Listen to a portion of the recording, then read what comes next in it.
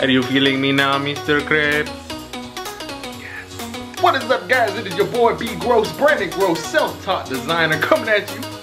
So today we're gonna do a little different. I saw a video today. I'm sure most of you guys have watched Seagull. His YouTube channel is Flux, and I was watching a video of his today about how hard work is a lie. Is hard work a lie? Let's get into it. High phone. We're gonna freeball this a little bit. This video is basically a response to another YouTube video that I saw. And if you guys aren't familiar with Seagull, he's another YouTuber. He's got about 20K subscribers. Very awesome designer and one of my people that I look up to in the design space and YouTube in general. So in this video, I'm gonna link it down in the description. In this video, Rand was talking about how hard work is a lie. And to me, being a self-taught designer, hard work is everything.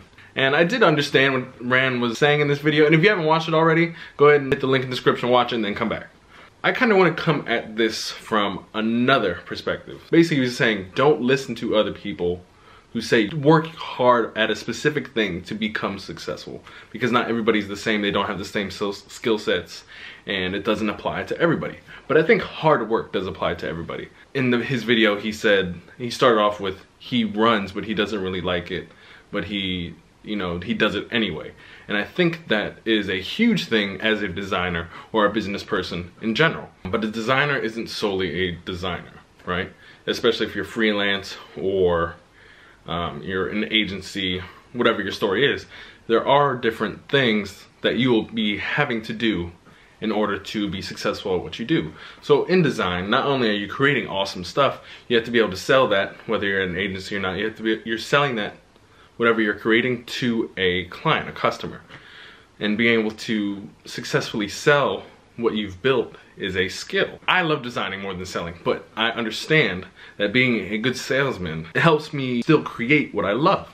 So I still love doing it, or like getting better at it, just so I can continue doing what I love, which is design. You know, I started off not really liking sales, oh, this is hard, I just want to make cool stuff. But then when I started practicing and realizing that sales is really still in the same system as design, because it's a loop. So I design, I have to sell it to make money. I sell it, and then I get to design again. So on another side of Seagull's a video of hard work is a lie. I think hard work is everything, but you just really have to know yourself. Like, for example, I know I'm very visually strong. My verbal skills are underneath my visual skills, and that my written skills are underneath all of them. So I take all this into account. I understand myself. So when I'm working through a problem, I then go, okay, my strength is visualization, my secondary tier skill is speaking, and my third skill is writing. I'm gonna create a scenario. So the scenario is a client meeting. So I know that visually, this is a strength of mine. So before any presentation or whatnot, I visually create everything. And I have talking points for these things, so that I know during this presentation I'm going to walk my client through the visuals, as well as speak to what each page is about. And I also record the audio so that they can go through it again through my own voice. What I really dislike is writing and doing annotations for each design, and so that like when you give a deliverable over to your client, they're going to pass that deliverable around so that everybody can really see, like, this piece of design is about this, and there's a written piece of that. And I know my writing skills are not that great, so I don't even mess with that. I take time before the meeting to talk through the experience of the design that I've created into a recorded deliverable that I can then give to my client. They can replay it as much as they want. They don't have to read, because to me, reading is extremely mentally taxing. And I know that if I speak it through my own voice, all questions are answered in their head. They don't have to read, filter it through their head, and then project a question out. They have all the explanation, all the details in my own voice, and nobody else's. That's just one example of how, through understanding my weaknesses and my strengths, to overcome every situation. And that was hard work. I took extra time to use my strengths to basically cover up my weaknesses. So I'm not gonna come to a client meeting and have stuff written out. No, I'm gonna take the time. I'm going to prep before the client meeting, do audio recordings, make visuals so that everything is set in stone, I can sell, and I can explain everything that I need to.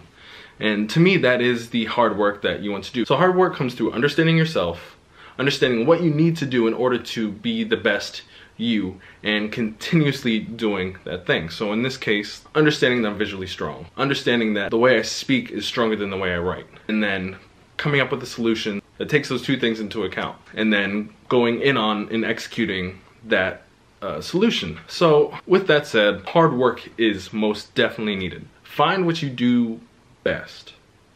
Learn to double down, triple down, quadruple down, 5 times. I don't know the special word for that, but you know, go 5 times in on that, because that's what you naturally are best at, and create habits around those things. And it's the hard work of understanding myself, exactly what I do tremendously well, better than other people, and going in on that, finding a solution within the things that I do best, and continuously operating on that. So hard work is most definitely a thing. You can't do anything without it. I'm not bashing on Seagull. It's just a video that really sparked my interest, and I thought I could, you know, speak on this too. And I thought it'd be great to speak on this because I love talking about, I think as designers, the mind is 100, or in anything you do, the mind is something that you must have control over, because it is the thing that if you don't have control over it, it is a terrible master.